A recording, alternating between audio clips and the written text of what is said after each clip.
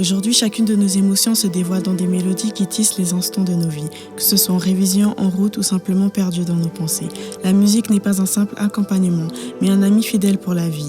La musique nous guide à travers les hauts et les bas, transformant chaque moment en une expérience enrichissante et émotionnelle. Plongeons ensemble dans cette aventure où chaque mélodie raconte une histoire unique. Alors, je me présente, Daniel Gondé, apprenti logisticien CFC chez LBGSA. J'ai 23 ans, d'origine congolaise. J'ai grandi en Suisse, pratiquement, j'ai fait toutes mes scolarités ici. Je suis juste né au Togo. Je veux dire à peu près c'est tout de moi. Voilà, mon TPA va se porter sur le sujet de comment se produire tout seul en Suisse. Pourquoi j'ai choisi ce sujet, comment mon envie de la musique est venue. Et puis, on va voir aussi les différentes personnes que je vais interviewer. Des gens que je connais depuis longtemps et qui ont pu aussi aider à améliorer ma musique, en quelque sorte. Alors, je joue de la musique depuis que j'ai 6 ans dans l'église chrétienne. Chez nous, dans notre origine, la musique, c'est quelque chose qui fait partie de notre quotidien, que quand on mange ou quand on sort, dans les fêtes, il y a toujours ce truc-là en rapport avec la musique. Et du coup, le fait d'avoir grandi avec ça, c'est ce qui m'a apporté aussi cette envie de participer aussi à ces événements, quand les gens y jouent et tout. C'était genre, je me disais, c'est incroyable comment ces personnes peuvent jouer. Puis je pense que c'est venu de là, puis aussi l'éducation. Dans ma famille, il y a tout le monde qui joue, puis qui chante aussi. Malheureusement, moi je chante pas, mais je joue à peu près tous les instruments. Franchement, la musique, c'est quelque chose qui m'a tellement aidé, ouvert des portes. Vu que je suis aussi quelqu'un de très introverti et timide, m'a permis aussi de permettre de m'exprimer. À force de faire de la musique, je me suis intéressé aussi, la musique c'est pas que les instruments, c'est aussi s'enregistrer, enregistrer des personnes, créer on va dire des instrumentales, des prods. Puis depuis 7-8 ans, j'ai fait des prods, je suis producteur. À force de faire des prods, à bout d'un moment, on doit apprendre aussi à rendre potable sa musique. Et puis j'ai décidé de me perfectionner sur le mix. Et du coup, le mix, c'est quelque chose qui m'a vraiment passionné, jusqu'à aujourd'hui, je suis toujours en train d'apprendre. Je cherche à m'améliorer, à devenir à avoir des projets un peu plus propres. Puis voilà, du coup, c'est pour ça aujourd'hui, mon thème se porte sur comment vivre de la musique en Suisse. Et depuis j'ai quitté le check, c'est danger, je suis putain seul. Et depuis j'ai quitté le check, c'est danger, je suis putain seul. La monnaie m'appelle à faire plus qu'à traîner dans le sol. La monnaie m'appelle à faire plus qu'à traîner dans le sol. Et depuis j'ai quitté le check, c'est danger, je suis putain seul. Et depuis j'ai quitté le check, c'est danger, je suis putain seul. La monnaie m'appelle à faire plus qu'à traîner dans le sol. La monnaie m'appelle à faire plus qu'à traîner dans le sol. Alors voilà, on va parler du premier aspect qui se porte sur l'économie, avec comme question principale, est-il possible de vivre de sa musique en Suisse en se produisant soi-même ? Avec tout ce que j'ai pu voir sur le web, internet, les livres, les témoignages, c'est généralement très très très difficile de vivre que simplement de la musique, vraiment à 100%, sans faire un petit job à côté pour souvenir à ses besoins. Mais en termes général, quand on veut se lancer petit à petit, gentiment, c'est très très très difficile. Tandis qu'en France, le cadre social qui influence beaucoup le fait de réussir à vivre et tout, pas de la musique. Et le cadre social, par exemple, en France, il est pas du tout le même qu'en Suisse. En France, ils ont un système où ils peuvent accumuler des petits boulots à gauche à droite pour obtenir un statut de salarié. Et ce qui leur permet vraiment de vivre de la musique parce qu'ils reçoivent des indemnités de l'État française. Alors qu'en Suisse, la situation elle est différente. La seule manière de pouvoir vivre vraiment de la musique à 100%, c'est de se déclarer comme indépendant. En termes général, voilà, comme je l'ai dit dès le début, c'est très dur du coup de s'en sortir. Les artistes, ils sont généralement obligés d'effectuer 2 jobs, faire une formation à côté au cas où pour souvenir à ses besoins, pour avoir un bon, voilà, on va dire un bon niveau, un bon salaire en travaillant peu, pour pouvoir aussi, voilà, le temps libre, effectuer sa musique et tout, se produire, se perfectionner. J'aperçois aussi sur ce que j'ai pu voir, les petits livres que j'ai pu lire. En général, qui m'a rendu attentif, c'est que il est très dur de vouloir vivre de la musique sans avoir un réseau. Pour moi, c'est très important de rentrer en contact avec des gens différents, pas forcément pour recevoir de l'argent, mais juste avoir un contact avec une personne peut te permettre de débloquer une scène. Au fur et à mesure, ça fait du bouche à oreille. Et puis, si t'es bon ou si ton talent il est reconnu, ça peut aller très vite, le bouche à oreille, et puis tu peux finir sur des scènes que tu pouvais pas imaginer. Puis je vais reprendre une phrase d'une personne qui a dit dans un journal. Elle dit: si nous voulons vivre de la musique en Suisse, il faut conquérir plus grand que la Suisse romande. Cette phrase, elle vient de Stéphanie. C'est une jeune artiste genevoise de 24 ans. Personnellement, avec l'économie, moi généralement, quand j'ai vraiment voulu vivre de la musique, c'était dur, c'était très dur. C'est aussi pourquoi je fais cette formation, pour pouvoir avoir une situation financière assez adéquate, puis pouvoir faire de la musique plus tard à côté. Mais généralement, ouais, c'était très dur. J'ai commencé vraiment le piano en 2015. C'est à ce moment-là que j'ai eu des scènes et des portes qui ont commencé à s'ouvrir, parce que voilà, les gens considéraient que j'avais atteint un certain niveau. Comment je gagnais de l'argent? J'étais prof de piano dans une église à Zurich. J'étais aussi prof dans une église à Neuchâtel. Et c'est principalement ces deux rôles-là qui ont vraiment aidé à vivre que de la musique pendant un certain mois. Mais après, voilà, ça suffisait pas. Mais pour moi, avec l'âge que j'avais avant, ça me suffisait largement de vivre de la musique. Mais voilà, avec le temps, les responsabilités qu'on peut acquérir, ça suffit pas de faire que des petits jobs comme ça, d'être prof ou de faire des petites scènes à gauche à droite. Personnellement, je pense que c'est possible. Il faut juste s'ouvrir un peu plus. Parce que je pense que je constate que par exemple un musicien, il va peut-être se concentrer que sur faire des scènes, que jouer avec des artistes, ou peut-être placer quelques petites compositions en studio.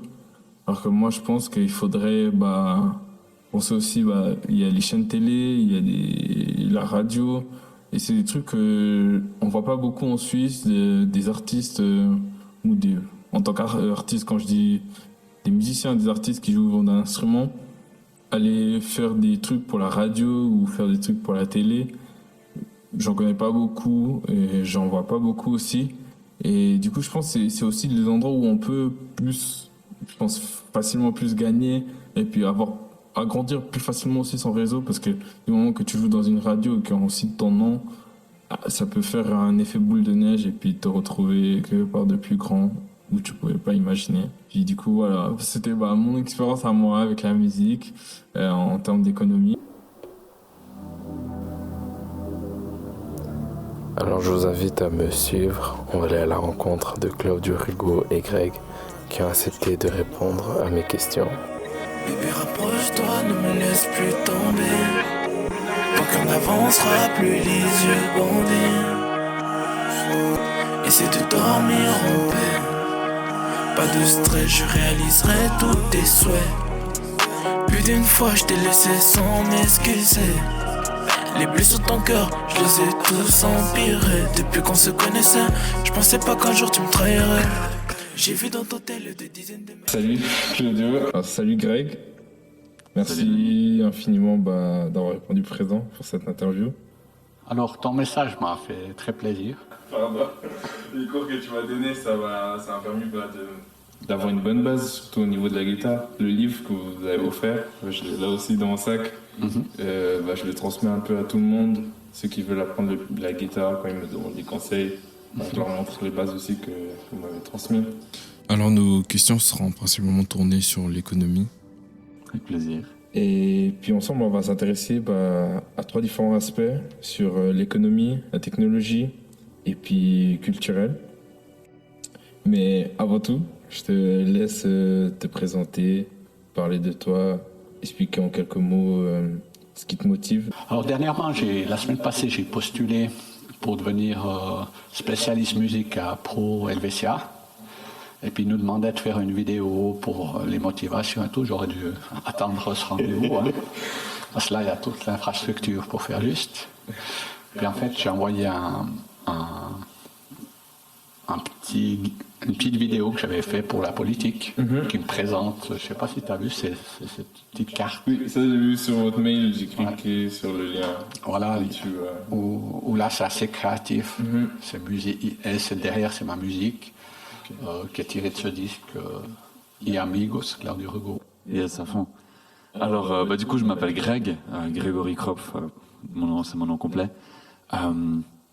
Du coup, je suis le cofondateur de 18 Line Studio, que j'ai repris récemment seul. Et donc je suis producteur de musique et j'accompagne les artistes dans la réalisation de leurs projets. Donc généralement ils viennent avec une idée, avec un projet qui est commencé ou pas, et puis je les aide vraiment à le mener à bout. Donc ça veut dire on enregistre les voix, on enregistre des instruments, on crée la production ou on retravaille la production qui est là. Vraiment on va au bout aussi des idées, dans le sens que l'artiste les avait pensées. On va vraiment creuser aussi quel est l'univers de l'artiste, son univers musical et tout ça. Et puis on va vraiment au bout de ces idées. Et puis après on va aussi du coup l'envoyer au mix et au mastering pour qu'une fois qu'ils aient fini ici, ils aient un produit fini. Bon, merci beaucoup pour la présentation. Et on va commencer avec la première question, qui est: quelles sont les opportunités économiques actuelles pour les musiciens indépendants? Alors elles sont moindres pour les musiciens indépendants. Justement, moi je fais partie de la société Swiss Perform, c'est-à-dire que quand on joue, en fait, c'est comptabilisé, mais ça passe toujours par les radios. Okay, ouais. Et puis les radios, concerts, etc. Alors il y a plusieurs sociétés. La principale pour un compositeur, c'est la Suiza. Alors, moi je suis inscrit depuis une vingtaine d'années. Chaque fois que je fais un disque, parce qu'en fait si on fait une musique là tout seul, ça regarde que soi. Si on la diffuse, quelqu'un pourrait la copier, la reprendre, dire que c'est lui qui l'a composé. Donc c'est plus une question d'éthique que de déclarer tout ça. Là-dessus, mais le fait que ça soit déclaré à un moment donné, si on compose un morceau, c'est de là que ça commence, la naissance commerciale du morceau. Okay. Et dès le moment où c'est diffusé, c'est aussi, là il y a des droits d'auteur, c'est pas beaucoup, c'est plus représentatif, à titre représentatif, ça ne nous permet pas de payer un loyer, ça ne nous permet pas de... C'est un plus, on peut dire. Ouais. Alors il y a 2 sociétés où je suis membre, c'est la Suiza, et on peut être membre en tant que compositeur, et puis il y a une autre société qui s'appelle Swiss Perform, qui est liée à la Suiza. Quand la Suiza me donne 100 francs, Swiss Perform m'en donne 80. Okay. Alors je dirais vraiment qu'il y a beaucoup d'opportunités diverses, et puis certaines sont plus rentables que d'autres, certaines aussi représentent, je dirais, des revenus un peu plus rapides ou plus faciles. Ça ne veut pas dire que c'est plus de revenus, mais c'est des choses qui sont plus facilement atteignables. Par exemple, un musicien peut rapidement jouer des concerts et être payé pour faire des concerts. Ça peut être dans des bars, dans des restaurants ou dans des scènes vraiment de spectacle, tu vois. Donc ça, c'est une des premières choses auxquelles on pense. Et puis c'est vraiment une opportunité que dès que tu as un certain niveau, tu peux assez facilement y arriver. Par contre, au début, c'est pas forcément des gros cachets, mais il y a un cachet, tu vois. Et puis c'est quelque chose qui peut vraiment se développer. Plus tu développes ton show, plus il y a vraiment aussi la possibilité de négocier des cachets qui sont plus conséquents, et puis même amener des gens avec, pour pas seulement te rémunérer toi, mais aussi rémunérer un peu les gens autour. Je dirais ça c'est une opportunité. Après, il y a grâce à ça, il y a plein d'opportunités différentes, parce que du coup il y a besoin que de la musique soit jouée en live, il y a besoin du coup que la musique soit créée, il y a besoin que la musique soit enregistrée pour qu'elle puisse être diffusée. Donc dans tout ça, il y a besoin d'aide souvent, il y a des artistes qui peuvent tout faire eux-mêmes, mais partout, ils pourraient avoir quelqu'un qui peut les aider à faire mieux, tu vois. Donc, c'est toujours des opportunités, en fait, d'en faire un business. Donc, il y a la production, il y a l'accompagnement. Il y a simplement, en tant que musicien, venir jouer. Ici, de temps en temps, j'engage des musiciens qui viennent jouer des parties, tu vois, des guitaristes ou des batteurs ou quoi. Ça, c'est une chose. Après, du coup, il y a ce que je fais, la production, le mixage, tout le côté vraiment création musicale, du côté plus technique, qui souvent, les artistes, ils écrivent, mais après, ils ont besoin de tout ça. La deuxième question, c'est en tant qu'artiste solo, y a-t-il des inconvénients ou des avantages à vouloir se produire seul? Alors, moi, je joue du solo ou jusqu'à 20 musiciens, mais en principe à plusieurs. Ok. Ouais. L'avantage d'être... j'étais très préoccupé quand j'avais des dates. Je devais trouver des musiciens, etc. Donc ça s'appelle musicien indépendant et pas musicien solo. Hein. Solo, c'est quand il joue seul et il fait un concert, ce qui m'est arrivé. Justement, dès le moment où j'étais engagé à Zurich dans un hôtel, où je devais jouer, puis j'ai pu jouer seul 3 heures de temps. Et chaque fois qu'on m'appelle, dès ce moment-là, c'était après 20 ans de musique, eh bien, dès ce moment-là, j'ai plus la préoccupation de j'ai un concert, il faut que telle personne m'accompagne, parce que je peux le faire seul. Bien sûr que il faut que tout le monde vienne.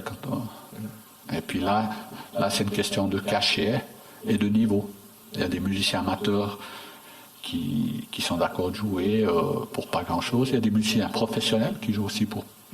Ils courent pas après le cachet. Et puis il y a une marge entre deux. Je dirais, quand tu fais tout seul, t'as un levier financier qui est assez intéressant, c'est que t'as pas besoin de payer tous les gens qui seraient normalement actifs sur ta musique. Mais du coup, tu le payes en matériel que tu dois acheter toi-même, et puis tu le payes en temps. Et je dirais, le troisième truc qui est peut-être même le plus important, c'est que tu payes en manque de diversité. Et puis c'est un peu là où moi je vois vraiment la valeur, tu vois, de s'entourer et de pas chercher à faire seul, même si je pense qu'il y a une valeur, tu vois, à rester au contrôle de ce que tu fais. On parle beaucoup, tu vois, d'artistes indépendants, mais souvent quand on dit indépendant, ça veut pas dire artiste tout seul. Donc moi je vois vraiment la valeur de rester indépendant, mais je vois vraiment aussi la valeur de s'entourer de gens qui peuvent t'aider à pousser ton truc plus loin. Ça prendra plus de temps, mais tu pourras vraiment aller plus loin. Quand tu fais tout seul, tu peux, je pense, vraiment réduire les coûts à plein de fronts. Après, ça dépend beaucoup de la musique que tu fais. Tu vois, si un artiste qui fait de la musique très électronique, sans parole, il n'a pas besoin de micro, il n'a pas besoin de très peu ou pas du tout de matériel analogique, parce que c'est tout dans l'ordi, parce que c'est comme ça que c'est censé sonner, tu vois. Et si tu prends ça par rapport à un artiste qui fait... tu vois, un style un peu plus acoustique ou peut-être de la néo-soul, tu vois, qui est très organique et tout. Donc les synthés idéalement, c'est des vrais synthés analogiques, et puis la batterie idéalement c'est une vraie batterie. Puis du coup il faut la batterie, il faut les micros qui vont avec, il faut les préamps qui vont avec, et tout ça. Et donc là, tu vois, ça peut vraiment être l'un, il doit acheter quelques plugins, et l'autre il doit acheter des milliers et des milliers de francs de matériel physique. Et puis après, il a besoin d'une salle pour pouvoir enregistrer sa batterie et tout ça. Donc ça varie vraiment énormément. Mais je pense que l'implication quand tu fais seul, c'est que tu peux vraiment choisir. Tu peux vraiment être... tu peux avoir plus de liberté et puis décider, ok, en fait, à ce moment-là, ou en tout cas dans la période que je suis, c'est peut-être plus important pour moi de pouvoir faire mes morceaux que d'avoir, tu vois... le synthé analogique, je peux le faire avec l'ordi. Je pense que vous avez un peu répondu à la première question, mais c'était comment en tant qu'artiste puis-je accéder à des sources financières pour soutenir ma carrière? Du coup, vous avez parlé de... Non, alors là je peux compléter. C'est que dans tous les projets qui étaient de 20 000, il y a une aide financière de la ville, de certaines institutions, mais c'est difficile à les obtenir. Là, par exemple, mon prochain projet, c'est Rec Carlos Santana, hommage à Carlos Santana. Il n'est pas décédé, heureusement, pour nous tous. Et c'est des reprises de Santana. Et ça, c'est mon prochain projet. J'ai demandé d'ailleurs un subventionnement de la ville, qui a fait un appel à projet. C'est en cours. On va voir s'ils disent oui ou non. Ça, c'est plus la question politique des artistes. C'est une question que j'ai soulevée vu que moi, je m'appelle, ou on s'appelle le parti des artistes. Et donc là, comme moi, je suis souvent en porte-à-faux avec la politique, ça veut dire que je rentre dedans, ils ont tendance à dire non. Okay. Mais j'ai obtenu justement, une fois j'ai joué à Zurich, j'ai obtenu de Pro Helvetia 2000 francs pour faire un concert. Okay. Il arrive mais 2000 francs, ça ne permet pas de vivre. Ouais, alors du coup, il y a un peu les sources de revenus dont j'ai parlé. Il y a aussi bien sûr les redevances, tu vois, la Suiza qui paye des redevances si ta musique elle passe en radio ou quoi que ce soit. Alors c'est des sommes pas hyper grandes. Donc là où il y a un peu plus d'opportunités, c'est si tu as vraiment un morceau qui tourne en boucle sur une grande radio, ou alors que tu les joues en live. Encore une fois, tu es payé par le cachet, puis tu es aussi payé du coup pour les redevances que ta musique a été jouée devant un public, tu vois, qui a payé pour être là. Là, du coup, tu reçois des redevances pour avoir joué ton propre morceau. Donc t'as encore ça que j'ai pas nommé, puis je pense qu'il y a encore d'autres choses, tu vois.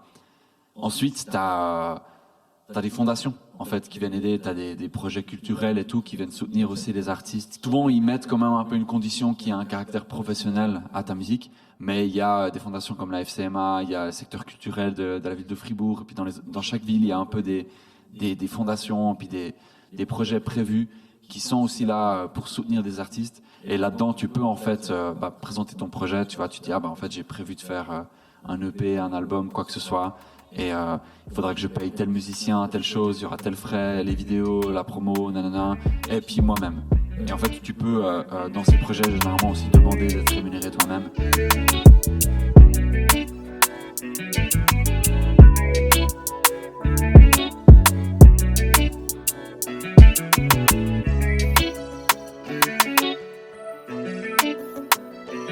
Voilà, on se retrouve chez moi, dans mon petit coin studio. Et on va regarder plus précisément le deuxième aspect qui est sur la technologie, avec comme question principale, quel logiciel faut-il pour pouvoir se produire seul et y a-t-il du matos indispensable? Alors on va répondre à cette question de manière théorique, en général, sur ce que j'ai pu lire, ce que j'ai pu voir et constater. En général, on demande un ordinateur avec de bonnes performances, on ne demande pas non plus un ordinateur gaming, parce qu'un ordinateur gaming on aura trop de performances qu'on va pas utiliser, qui vont se perdre dans l'argent investi. Et on demande juste de regarder les critères en général, s'il y a au moins au minimum 8 Go RAM et un processeur de 4 cœurs. En termes de processeur de 4 cœurs, je sais que c'est par rapport à la vitesse à laquelle l'ordinateur va exécuter ce qu'on lui demande, et puis aussi à la charge qu'on va lui imposer pour pas que ça soit pour pas que l'ordinateur bug ou qu'il y ait des latences pendant qu'on produit une musique. Et ça, c'est très important. On va rentrer un peu plus dans le matos qu'il faut. Du coup, l'interface, il faut une interface audio. Une interface audio, on appelle plus ça dans le terme musical, une carte son. Une carte son, c'est quoi? C'est un système qui permet de s'enregistrer sans latence. À l'intérieur des ordinateurs, il y a déjà une carte son. Cette carte son là, elle n'est pas assez performante. On ne peut pas brancher une guitare ou un piano directement dans l'ordinateur. Et du coup, une carte son, c'est ça que ça vient apporter. En termes de carte son, la plus populaire et la plus utilisée chez les personnes qui font du home studio, c'est la Focusrite de i2. C'est une carte son standard, un prix de moyenne gamme. Et puis elle fait largement l'affaire. Il faut aussi un micro également pour se produire seul. Le micro il dépendra de ce qu'on veut faire, de ce qu'on veut produire, et surtout aussi le résultat qu'on veut obtenir. Il y a différents micros de tout type, de tout gamme. Voilà, tu peux avoir un micro, on appelle des micros dynamiques, des micros statiques, les micros pour une batterie. Ça va pas être les mêmes micros qu'on va utiliser pour chanter. Un micro de studio professionnel, ça va pas être les mêmes qu'un micro type home. Il faut savoir, il existe 3 différents types de casques. Les types de casques, on va dire, qui vont dans les oreilles, celles qui vont sur les oreilles et celles qui vont par-dessus l'oreille. Les écouteurs qui vont dans les oreilles, c'est généralement utilisé pour les musiques de scène, pour les lives et tout. C'est bien pour bien s'entendre, entendre les autres guitares, entendre les voix et puis entendre surtout s'entendre comme il faut jouer. C'est ce que généralement les professionnels utilisent. Les écouteurs qui vont sur les oreilles, on appelle ça généralement des casques ouverts. C'est des écouteurs qui vont juste directement se poser contre l'oreille et puis vont pas recouvrir la totalité de l'oreille. Et c'est des écouteurs généralement qui fatiguent moins l'oreille quand on fait du mixage. Ensuite, on a les écouteurs qui vont par-dessus l'oreille, c'est-à-dire qu'ils vont prendre vraiment la forme de l'oreille. Et ces écouteurs-là, fatiguent un peu plus l'oreille, mais elles apportent aussi plus de précision. On entend moins aussi ce qui se passe sur les côtés, de l'extérieur et tout de la pièce. Et ces écouteurs-là, on appelle ça généralement dans le milieu des casques fermés. Alors pour le studio, ce qui est conseillé, c'est d'acheter des écouteurs qui se mettent par-dessus les oreilles, c'est-à-dire les écouteurs fermés, les casques fermés. En termes de logiciels, il en existe de toutes sortes, de tout modèle, de tout prix, de toute gamme. Et franchement, tout est bien sur ce que j'ai lu. Tous les logiciels sont bons. Tout dépendra de ce qu'on vise, ce qu'on veut faire, le niveau qu'on veut atteindre. Mais généralement, ce qu'on verra dans les studios pro, c'est Logic Pro, Pro Tools. C'est les deux logiciels qui sont vraiment tout le temps retrouvés dans les studios professionnels. Après, voilà, il y a d'autres logiciels tels que Ableton Live, FL Studio, et il y en a des tonnes et des tonnes. Moi, personnellement, j'utilise FL Studio, comme vous voyez là à l'arrière. Alors, on va voir les monitoring, et c'est appelé également des haut-parleurs. C'est tout comme les écouteurs. On a besoin aussi d'avoir des monitorings qui sont neutres en fréquence, qui n'amènent pas de couleurs. On veut un mix qui soit parfait. On veut un son qui soit tel qu'il est dans le logiciel et tel qui va être écouté par d'autres auditeurs. Pour les petits budgets, il est préférable de prendre des Prenius Iris. Ils sont très conseillés pour les home studio. Exactement ce que j'utilise moi, chez moi. Ils sont à un prix abordable et puis ils font l'affaire pour les projets faits maison. Et après, il existe de toutes sortes, de toutes marques pour différentes fonctionnalités, fonctions. Ensuite, on va parler du traitement acoustique, c'est-à-dire à traiter le lieu où on travaille. C'est-à-dire, parce que là, quand on écoute le son sur les monitorings, les haut-parleurs, le problème c'est que le son il vient pas directement de nos oreilles tel qu'il sort des haut-parleurs, c'est-à-dire tel qu'il doit être neutre. Le son il va d'abord taper tout ce qui est autour de nous dans l'environnement. Dire là, si je mets du son, ça va taper ma guitare, ça va taper mon piano, ça va taper mon ordinateur, ça va taper les micros, ça va taper à peu près tout ce qui se trouve dans la pièce avant de venir atterrir dans mes oreilles. Et le problème c'est que quand ça tape ces objets-là, ça revient, le son il revient dans l'oreille avec un son faussé et qui est plus autant naturel. Et du coup, voilà, c'est préférable de traiter sa pièce du mieux possible, de vraiment faire en sorte que le son qu'on puisse écouter soit qui reflète le plus ce qui sort des haut-parleurs. En termes de matos, j'ai ma carte son, ça ressemble à peu près à ça. J'ai une carte son M-Audio. Fait très bien l'affaire, j'en ai 2 ou 3 encore à côté. Ensuite j'ai une carte son où je prends un peu plus en déplacement. C'est Livetrack LR20. C'est un peu un entre-deux entre une carte son et puis une table de mixage. Et l'avantage justement c'est que on a plusieurs entrées derrière. Au total j'en ai 20. Et justement, ça me permet de enregistrer du son, comme c'est dit, live. Et surtout enregistrer plusieurs instruments en même temps, ce que je peux pas faire dans cette pièce. Et ouais, c'est vraiment spécialement pour des scènes de live et tout, ou des répétitions dans des locales entre groupes avec plusieurs artistes, plusieurs musiciens. En termes de casques, moi personnellement, j'ai des casques fermés qui se font plus, mais c'est des casques de Behringer.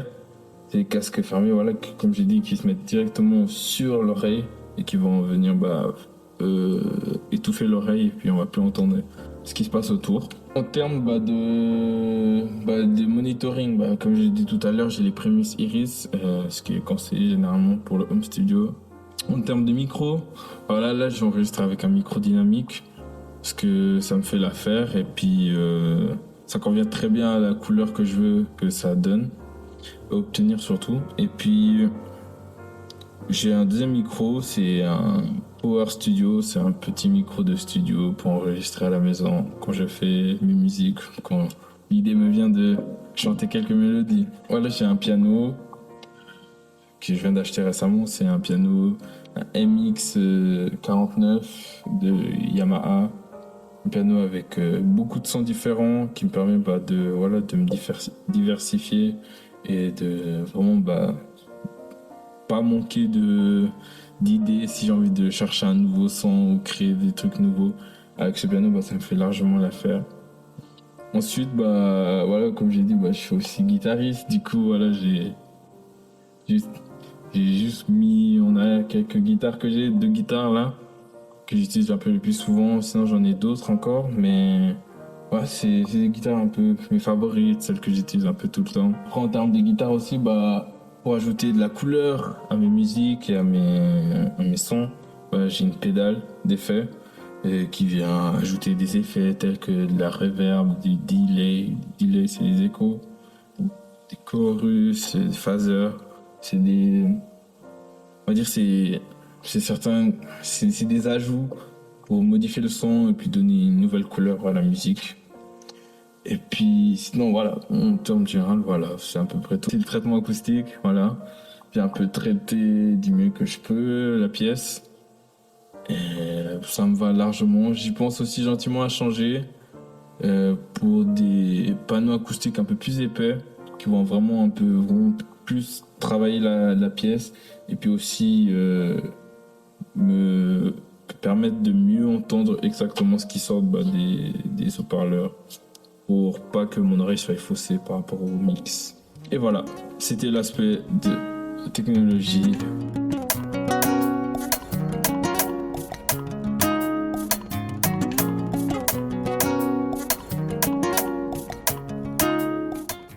La technologie, avec la question principale, quel logiciel faut-il avoir pour pouvoir se produire seul?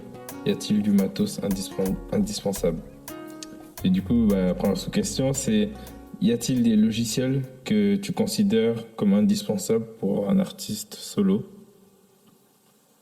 Ouais, alors quand tu te produis vraiment aussi au sens artistique, quand tu te produis toi-même, de toute façon, tu as besoin d'un DAW, donc c'est un Digital Audio Workstation. Donc ça peut être, en vrai, ça peut être n'importe lequel. Pour moi, il n'y a pas vraiment de besoin spécifique. Mais tu as besoin de ça, tu as besoin d'une carte son, d'un moyen, tu vois, de pouvoir enregistrer aussi tes sources qui sont en dehors. Typiquement, ça sera ta voix, peut-être ton instrument. Et dès que tu as ça, tu peux commencer. Justement aussi ce que tu décides de déléguer ou pas. Parce que du coup, si tu délègues rien du tout, ça veut dire que tu as besoin du matos pour la production, pour l'enregistrement, pour le mixage, pour le mastering. Mais si tu délègues le mastering, tu n'as pas besoin du matos pour le mastering. Ouais. Si tu délègues le mixage, tu n'as pas besoin du matos pour le mixage, tu vois. Donc voilà, mais je dirais vraiment, c'est le logiciel, une façon de t'enregistrer. Et dès que tu as ça, tu as tous les basiques. Et ensuite, il faut acheter ce qu'il te faut pour ton style, pour ta musique, pour ce que tu aimes, pour le son que tu cherches. Okay, ouais. Et donc ça, à partir de là, ça va être hyper variable. C'est chaud. Et la deuxième question, c'est comment peut-on faire le bon choix pour optimiser sa production? Ouais, c'est une question difficile. Parce qu'autant tu as le côté comment faire ton choix, tu vois, au niveau vraiment du son. Ouais. Puis après, tu dois toujours aussi peser au niveau du rapport de ce que ça t'apporte et de ce que ça coûte. Parce que de toute façon, si tu vas comparer, par exemple, des micros, tu peux comparer un micro à 10 000 francs puis un micro à 500. Et puis probablement, alors c'est pas toujours le cas, mais dans 90% des cas, le micro à 10 000 balles, il va mieux sonner. Ouais. Par contre, si tu viens de commencer, est-ce que c'est le moment d'acheter le micro à 10 000 ? Peut-être pas. Donc je pense qu'il faut toujours juger par rapport à là où t'en es. Qu'est-ce que tu as besoin pour passer au prochain level? Qu'est-ce qui te retient comme matériel? Tu vois, si tu viens de commencer, tu sauras pas bien utiliser non plus le micro à 10 000. Donc à quoi bon, en fait, avoir ça? Donc je pense qu'il faut un peu le juger par rapport à là où t'en es au niveau de tes skills et puis au niveau aussi de de là où ta carrière en est. Donc ouais, moi je dirais tester, c'est la plus grande clé. Et puis après aussi, tu vois, c'est en faisant. Il faut d'abord faire pour sentir ce qui te manque, et après t'achètes ce qui te manque. Plutôt que d'acheter en te disant j'aurais besoin de tout ça. Et puis une fois que tu bosses, tu te rends compte que la moitié des trucs que tu as achetés, tu n'utilises pas, et il te manque encore d'autres, tu vois. Ok, ouais. En ce qui concerne l'investissement, quelle proportion faut-il injecter dans l'équipement audio par rapport à l'aménagement du lieu de travail de l'artiste? Donc, combien il faut investir dans le matos et combien dans le lieu? Encore une fois, ça dépend ce que tu fais. Ouais. Si tu fais l'enregistrement et du mixage et du mastering, tu auras vraiment besoin d'un lieu, tu vois, qui sonne. Ok, ouais. Et donc là, je dirais que le lieu, il est tout autant important que ton matériel.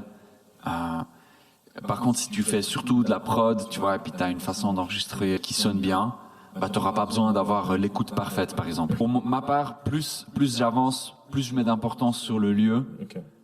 parce que je me rends compte que un micro moyen, si l'environnement il sonne bien, et puis le chanteur il chante bien, ça va sonner bien.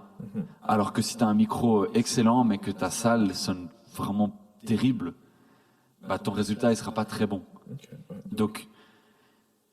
Donc il y a vraiment sans le lieu, le matériel il fonctionne pas à son plein potentiel, tu vois. Donc je dirais peut-être moitié-moitié. Ok. As-tu des recommandations spécifiques en matière de logiciels de production adaptés aux artistes indépendants? Je pense que il faut acheter ce qui t'aide à rapidement avoir le résultat qu'il te faut. Ok. Surtout en tant qu'artiste, ton but c'est pas d'être ingé son. Tu l'es parce que tu as besoin que ton morceau soit mixé, puis t'as pas les thunes ou quoi, tu vois, tu décides de faire toi-même parce que t'as envie d'avoir un contrôle créatif ou quoi que ce soit. Mais t'es pas ingé son en premier lieu, t'es artiste en premier lieu, tu vois. Et du coup, je dirais il faut trouver des outils qui te permettent de rapidement arriver à ton son final, tu vois. Et du coup, là, tu vois, je pense, il y a une marque qui s'appelle Isotope qui fait des plugins qui t'aident à analyser ton mix et puis te fait des suggestions de comment tu devrais traiter les différentes pistes. Et puis c'est vraiment une aide à arriver plus rapidement à ton résultat, tu vois. Donc ça, ce serait par exemple quelque chose que je recommanderais à un artiste qui a envie de tout faire lui-même. J'ai pas envie de faire de la pub comme ça, mais il y a les synthés d'Arturia, tu vois, qui te donnent vraiment une énorme collection pour avoir une grosse palette de sons, tu vois. Donc au niveau de la prod, c'est quelque chose de très intéressant. Après, il y a Splice, qui a une banque de sons où tu payes un abo. Et puis tu as accès à des loops, à des samples de percus et des trucs comme ça. Et ça te permet d'avoir accès à des sons que normalement tu passes des heures et des heures à les collectionner pour pouvoir aller plus vite. C'est intéressant. Et puis, je vois que tu as pu le répondre tout à l'heure, mais... As-tu eu l'occasion de collaborer avec des artistes indépendants lors de séances ou conventions? Ouais, à fond, ouais, c'est ce que je fais toute la journée. Ouais. Je sais plus le nombre, tu vois, mais là, en tout cas, on a vu passer une centaine d'artistes par ici. Et du coup, les artistes avec qui je bosse, ils ont justement... ils sont plus dans un entre-deux de l'autoproduction, tu vois, où ils gèrent eux-mêmes leurs projets, mais de plus en plus, ils essayent aussi d'amener les gens dans leur équipe, ou alors du coup, ce que je fais depuis peu, c'est que moi, j'essaie aussi de créer un peu cette équipe autour, parce qu'en fait, on se rend compte dans tous les morceaux qu'on aime, quand tu regardes la liste des crédits et tout, en fait, il n'y a pas une seule personne, c'est vraiment des fois des longues listes, et puis on entend qu'il y a une richesse dans les idées, autant les idées créatives que, tu vois, les idées de promo ou quoi que ce soit, et donc de plus en plus, les artistes avec qui je bosse aussi s'entourent de gens, s'entourent de personnes qui donnent des feedbacks, des personnes qui viennent avec pour jouer en live. Puis ils s'entourent de gens comme moi pour aussi la réalisation et tout ça. Même s'il y a toujours aussi une partie du processus qu'ils font vraiment eux-mêmes. Et puis ils gardent aussi toujours vraiment le contrôle créatif, tu vois.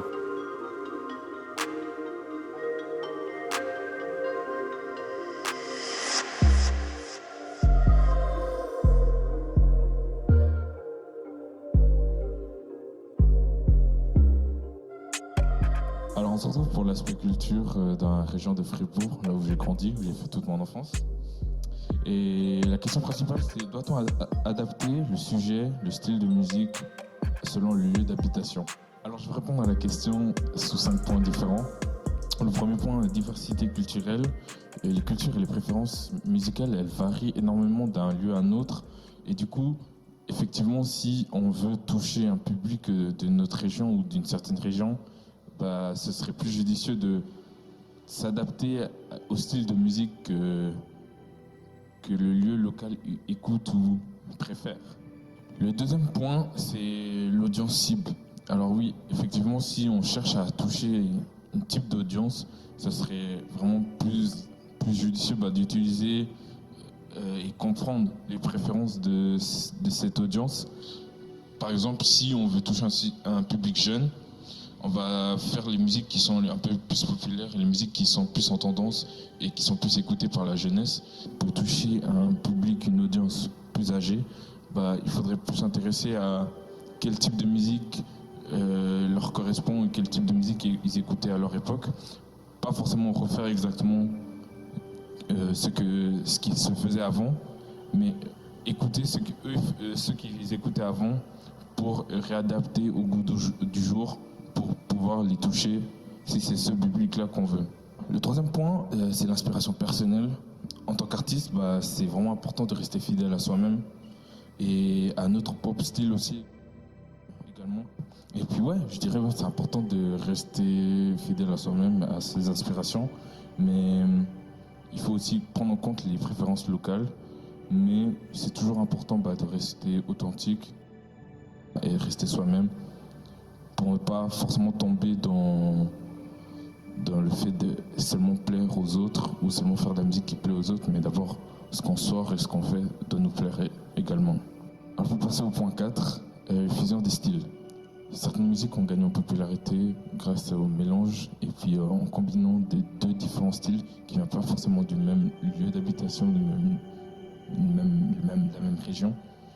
Mais ça pourrait être une idée de mélanger deux styles différents qui viennent de deux lieux différents pour créer un nouveau style qui soit adapté à nous et qui nous correspond et que ça soit un style de musique qui soit unique à nous.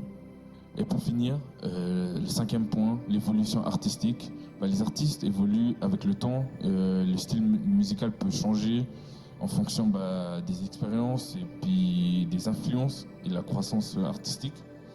Mais je dirais que c'est pas forcément nécessaire d'adapter à sa musique en fonction du lieu d'habitation. Alors pour finir, en résumé, il n'est pas forcément nécessaire d'adapter systématiquement notre musique en fonction du lieu d'habitation. Mais je pense que le plus important, c'est de comprendre les préférences de notre audience et du lieu d'habitation, si c'est notre but de conquérir notre lieu d'habitation. Du coup, il est important de trouver un équilibre de l'authenticité artistique et la compréhension de notre public cible pour créer une musique significative et engageante durant toute notre carrière. Alors pour rentrer dans mes expériences personnelles, j'ai écrit pas mal de musique auparavant et encore un peu aujourd'hui, mais personnellement, j'ai jamais fait attention à ce que le public voulait recevoir ou ce qui était en tendance actuellement. Mais je pense inconsciemment, on est tous dirigés par ce qu'on écoute ou ce qu'on voit autour de nous. Mais pour ma part, malgré que je vis en Suisse et que j'ai fait toute mon enfance ici, je ne suis jamais retourné dans mon pays de naissance ou dans mon pays d'origine. Mais ça ne change pas que j'ai un attachement musical avec mes origines. Et du coup, je pense que ça se reflète dans la musique que je fais ou dans mes écritures. Je pense que c'est pas forcément nécessaire d'adapter notre musique au lieu d'habitation.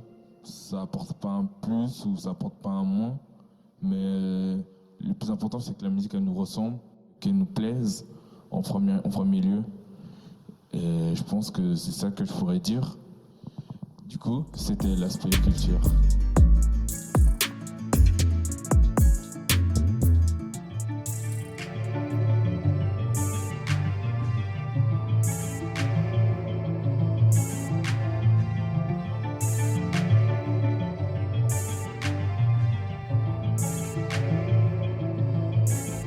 en termes de chanter, t'écris plus ou tu chantes. Mais je sais qu'avant, t'étais chanteur. Ouais. Et bah, du coup, ce serait intéressant d'avoir aussi ton avis sur ce point-là. Et du coup, sur l'aspect culture, la question principale, c'est doit-on adapter le sujet ou le style de notre musique selon le lieu d'habitation? Puis la première sous-question, c'est penses-tu que la culture locale peut influencer le style? Alors je pense que clairement, j'ai l'impression qu'aujourd'hui de moins en moins, Ok. tu vois, quand je regarde mon Spotify, j'écoute pas forcément les artistes d'ici. Tu vois, sur Spotify, je peux écouter les artistes de partout, puis du coup, j'écoute les artistes que j'aime. Ouais.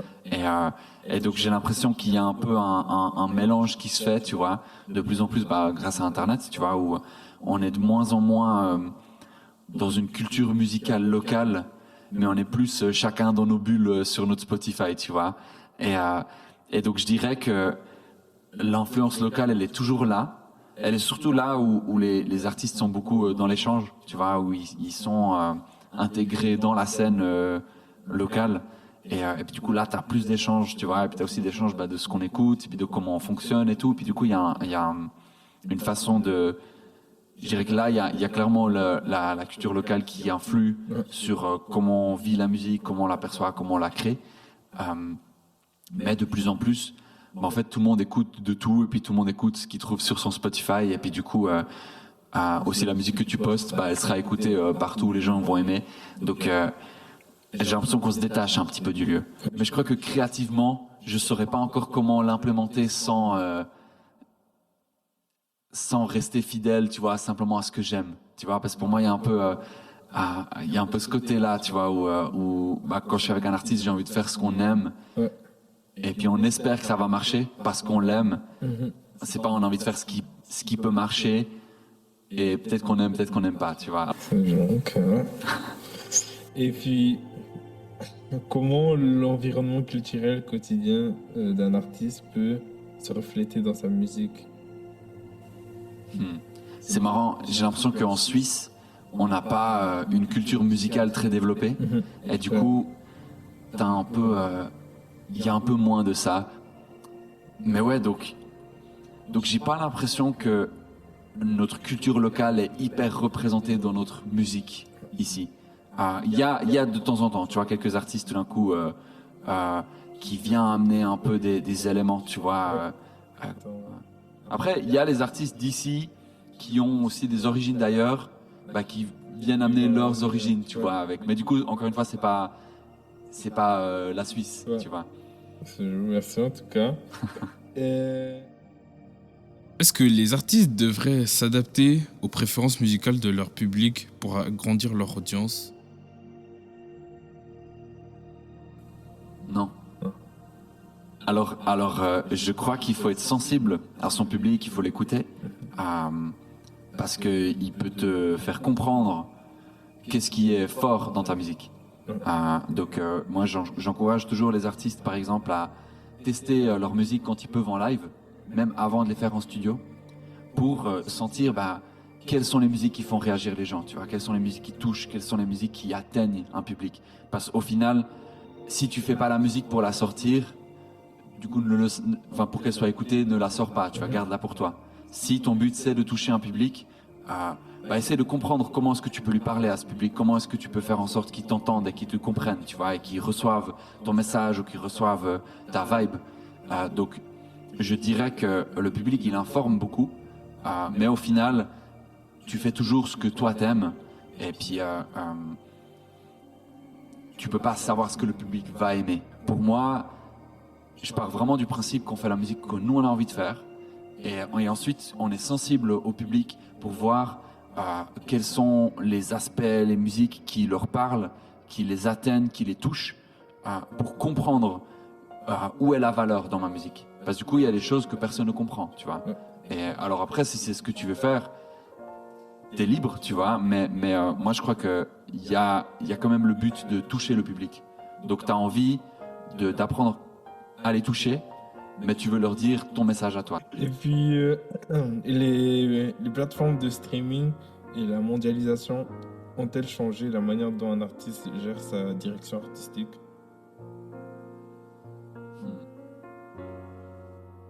C'est difficile pour moi de répondre parce que je travaillais pas dans la musique avant. Ok. Alors j'écoutais déjà de la musique, puis je faisais un petit peu de musique avant Spotify, mais quand j'étais petit, il y avait déjà les musiques, tu vois, qu'on téléchargeait en ligne et tout. Donc, alors nous, on a vendu quelques CD au début quand je faisais de la musique, mais c'était la fin des CD, tu vois. Ouais. Donc je sais pas trop, enfin, je connais pas assez d'expérience comment c'était avant.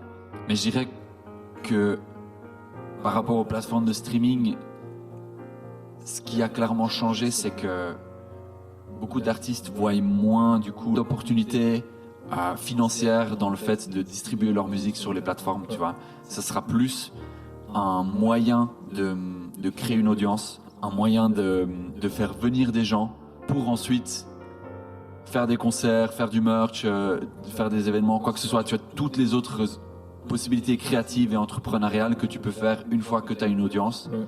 Et du coup, les plateformes, elles servent plutôt à ça. Et après, plus ton audience est grande, bien sûr, à un moment donné, il y a un petit revenu qui vient, qui est agréable, tu vois. Mais ça reste toujours très limité.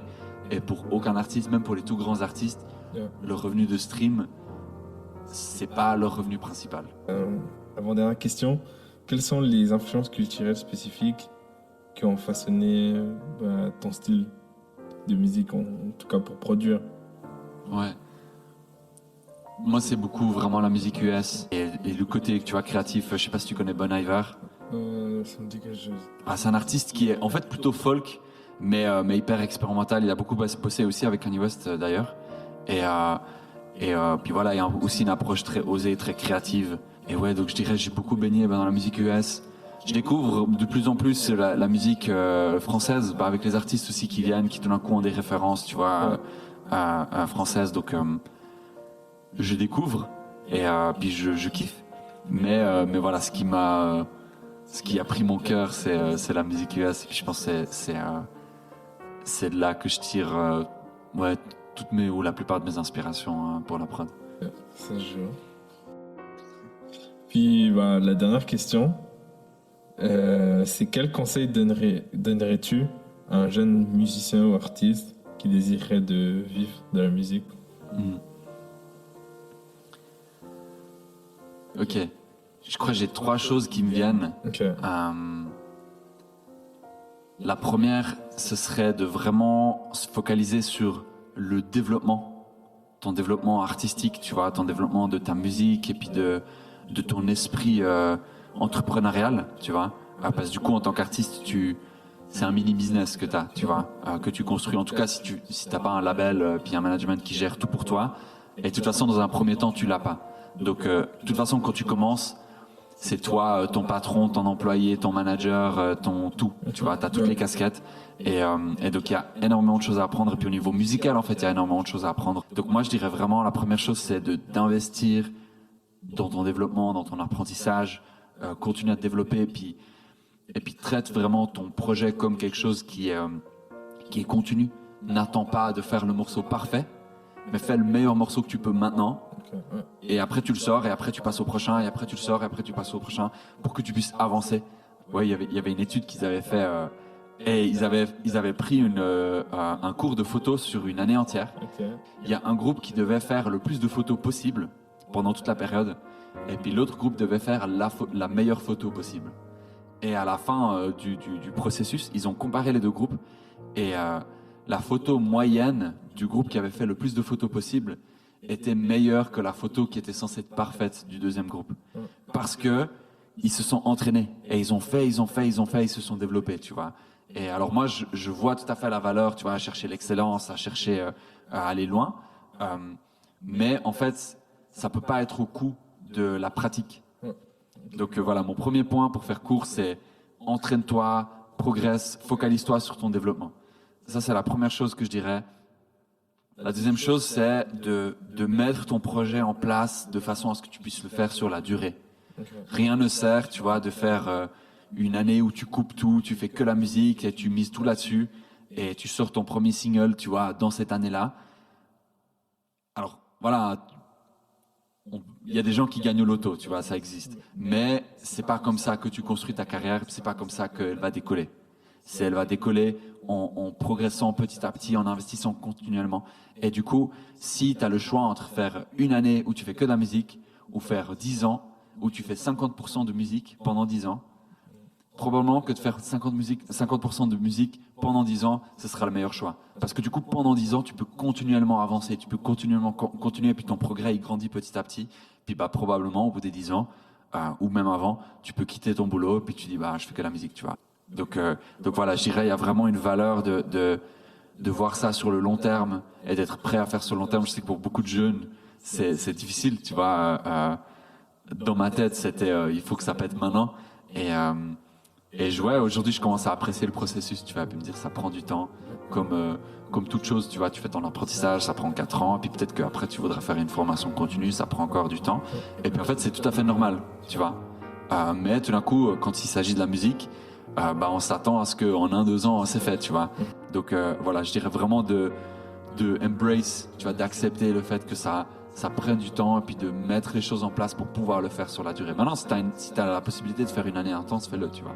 Mais si c'est soit intense, soit sur la durée, choisis la durée.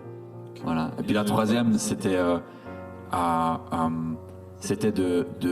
faire la paix avec le fait que tu devras devenir entrepreneur aussi en devenant artiste. Tu dois vraiment accepter le fait que tu vas gérer ton business. Tu vas devoir apprendre à faire des comptes, faire des maths, tu vas calculer les chiffres. Il faudra négocier les prix, il faudra négocier les cachets. Il faudra négocier les bons cachets parce qu'il y a des musiciens aussi qui attendent, tu vois. Donc il y a tous ces trucs-là, tu vois, où vraiment il y a besoin d'avoir un esprit un peu entrepreneurial. Mais pour moi, l'esprit entrepreneurial, il est très proche de l'esprit artistique parce que c'est aussi créatif, tu vois. C'est comment, de façon créative, tu arrives à apporter quelque chose de plus à ton public. Donc pour moi, c'est un peu une extension de ton art, tu vois. Tu fais ta musique et de façon créative et ensuite tu trouves une façon créative de le présenter à ton public et puis aussi du coup le monétiser, tout ça, de faire en sorte que les gens l'entendent, que ça va plus loin. Et donc voilà, moi je dirais il faut faire la paix avec ça et puis le développer aussi parce que c'est tout autant important. En tout cas quand tu as envie d'en faire une carrière. Intéressant, merci beaucoup en tout cas. Et puis du coup c'était la fin. Merci de ton temps, de tes réponses, des conseils. Merci de m'avoir accueilli, c'était hyper cool, c'était hyper intéressant. C'était des questions stimulantes, tu vois, qui m'ont aussi fait un peu à réfléchir, me remettre en question. Et donc c'était hyper intéressant. Merci beaucoup. Et puis plein de succès pour ton travail. Merci beaucoup. Yes. Alors, à travers ce projet, dans les recherches ou les interviews, j'ai pu répondre et relever des réponses sur des points qui me questionnaient. Je pensais toujours tout savoir énormément dans ce domaine de la musique. Aujourd'hui, je constate qu'il y a toujours des choses à apprendre. Je remarque que notamment nous ne sommes pas totalement délaissés en tant qu'artistes. La SUSA, les collectifs ou les fondations, beaucoup d'entre eux sont là pour soutenir les artistes. Ce projet m'a permis d'en apprendre davantage sur la musique, mais aussi sur moi-même, et quelle direction j'aimerais emprunter. Sur ce, j'espère que vous aurez l'occasion d'écouter mes futurs projets. Je vous laisse avec ce magnifique message de la part de Monsieur Claudio Rigo. Je vous dis à bientôt.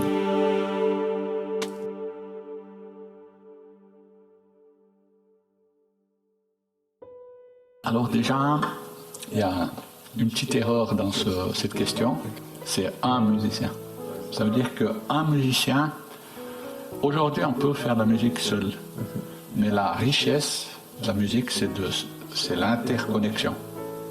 Ça veut dire que ce un, il doit s'intéresser à d'autres choses, avoir des amis, avoir des musiciens qui contactent, et je suis sûr que tu as des amis que tu fais de la musique avec, etc. Donc c'est plus une équipe. Le plus important, c'est l'interconnexion, et pas avec les machines, mais avec les gens, faire avancer le schmilblick, et puis jamais lâcher le morceau. Ce qui est bien, là tu as commencé la guitare à 8 ans, t'as 20 ans, t'es toujours mordu, ça veut dire que ça t'a touché. Et la musique est un ami qui nous lâche jamais pendant toute notre vie. Je n'ai pas su non plus. Parler n'a pas su nous calmer. Les secrets nous ont éloignés. Ton cœur en morceaux, je te l'ai laissé. L'amour, si tu en veux, tu trouves encore tes mimi et tu m'étonnes de mon nom. Le bonheur n'est pas qu'une histoire de corps. Abandonné, tu trouves sans réconfort. Blessure, malheur viendra encore. L'amour en présent qui détruit des cœurs. On n'a pas su maîtriser nos paroles, mais à l'intérieur, on s'aime encore. On se fait du mal alors qu'on s'aime encore.